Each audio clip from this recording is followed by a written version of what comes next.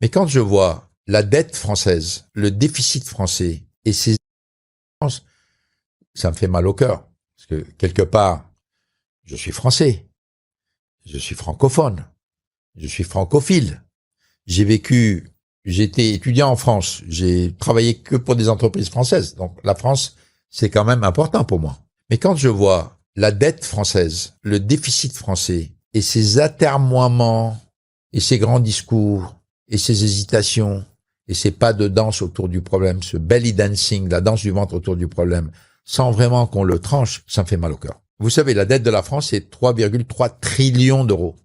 Plus proche des 3,4 trillions d'euros. Et le déficit de la France, alors on dit 4% du PIB, il faut regarder le déficit en fonction des dépenses de l'État. Hein, c'est plutôt ça qu'il faut regarder.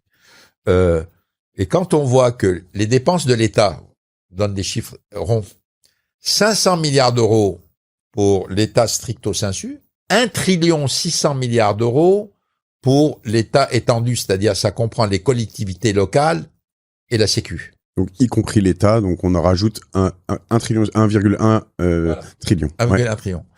L'effort budgétaire, ça fait je sais plus combien de temps qu'ils en discutent et ça va, et ça vient de 40 milliards. 40 milliards, c'est même pas 3% de réduction des coûts. Mais enfin, voyons. Les entrepreneurs, ils font beaucoup plus que ça. 3% de réduction des coûts pour une affaire de vie, de mort, de liberté, de la marge de manœuvre de la France, ça vaut la peine. Il faudrait pas faire 3%, il faudrait faire beaucoup plus que ça. Et il faut pas aller imposer les pauvres retraités, etc.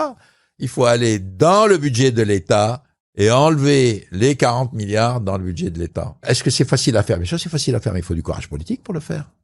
Alors, la gabegie au niveau des dépenses de l'État, elle est partout. Le nombre de fonctionnaires qu'il y a dans les différentes institutions, et vous regardez l'output, hein. Moi, quand j'ai une usine, je regarde la production de l'usine. Quand j'ai un service, je regarde les services qui sont rendus, etc. Quand vous regardez ce qui sort de tout ça, c'est ridicule.